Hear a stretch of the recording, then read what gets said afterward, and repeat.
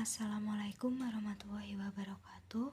Saya Erlin Siti Azizah dengan NIM 4304002000149 akan menjelaskan tentang Post Traumatic Stress Disorder dalam perspektif Islam. Yang pertama adalah latar belakang. Setiap manusia yang menjalani kehidupan pasti akan mengalami kesulitan dan masalah-masalah. Terkadang ada masalah lain yang tidak dapat diprediksi oleh manusia dan umumnya terjadi secara mendadak, seperti bencana alam atau kehilangan seseorang atau sesuatu secara tiba-tiba, sehingga dapat menyebabkan pengalaman traumatis. Pengalaman traumatis ini adalah salah satu stresor yang dapat berubah menjadi stres yang berat atau post-traumatic stress disorder. Segala kejadian yang kita alami merupakan cobaan dari Allah agar kita dapat mendekatkan diri kepadanya. Untuk itu, kita perlu mengetahui bagaimana faktor yang mempengaruhi dan penanganan post-traumatic stress disorder dari perspektif Islam. Kemudian ada pengertian. Pengertian dari post-traumatic stress disorder adalah suatu reaksi madalatif yang berkepanjangan terhadap suatu peristiwa traumatis. Pengalaman traumatis ini bisa berupa kematian, cedera fisik yang serius, atau ancaman keselamatan. Dari sekian banyak stresor yang dialami manusia, pengalaman traumatis adalah salah satu stresor yang dapat menyebabkan munculnya stres yang berat. Seseorang yang mengalami post-traumatic stress disorder biasanya rentan melakukan bunuh diri. Dalam Al-Quran, Allah juga telah mengingatkan kita akan munculnya kejadian-kejadian yang tak terduga.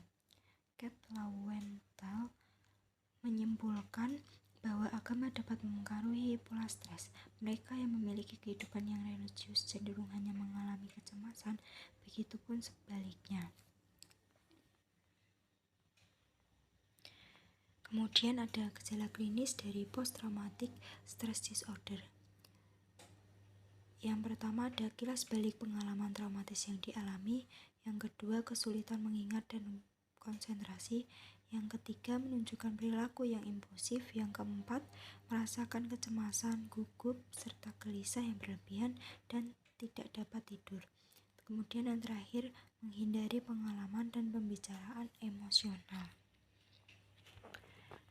Kemudian ada faktor penyebab post-traumatic disorder. Yang menurut Islam ada beberapa faktor. Yang pertama, ketakutan. Ketakutan akan kehilangan seseorang atau harta benda dapat menyebabkan manusia tidak dapat menerimanya, sehingga ia mengalami pengalaman traumatis yang dapat menyebabkan post-traumatic stress disorder. Pada surat Al-Baqarah ayat 155-157 dijelaskan bahwa semua miliknya akan kembali padanya, yang mana kita sebagai manusia tidak boleh merasa ketakutan berlebihan akan kehilangan apa yang bukan milik kita. Yang kedua adalah kerugian dari musibah kerugian yang dalam musibah yang dialami oleh seseorang dapat membuat putus asa, sehingga dia merasa tidak dapat menghadapinya. Dalam Al-Quran telah dijelaskan bahwa Allah tidak akan memberikan cobaan dan musibah kecuali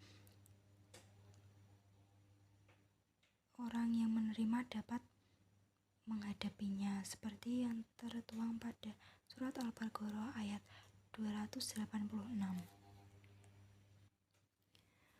Kemudian ada penanganan post-traumatic stress disorder. Yang dalam Islam ada beberapa, yaitu yang pertama, memperbaiki hubungan dengan Allah. Kita harus berhubungan baik dengan Allah melebihi dari hubungan dengan orang lain. Jadi kita harus memperbaiki atau lebih mendekatkan diri kepada Allah, sehingga sehingga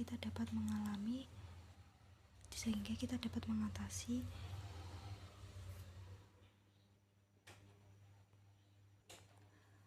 Kemudian yang kedua adalah mengintrospeksi diri, yang mana kita harus mengintrospeksi diri sendiri, apakah kita sudah benar-benar dekat dengan Allah atau sebaliknya, sehingga ketika kita sudah dekat dengan Allah, kita dapat menangani masalah yang ada pada diri kita sendiri dengan baik. Kemudian yang terakhir adalah berpikir positif. Berpikir positif ini merupakan salah satu cara untuk menangani post traumatic stress disorder ini, yang mana dengan kita harus bersikap optimis.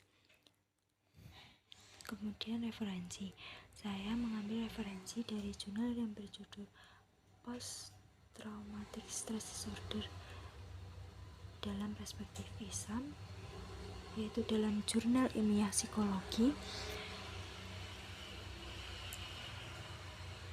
yang ditulis oleh Fakhriya pada tahun 2022. Sekian penjelasan dari saya, kurang lebihnya mohon maaf. Jangan lupa jaga kesehatan, bukan hanya fisik namun juga mentalmu. Terima kasih.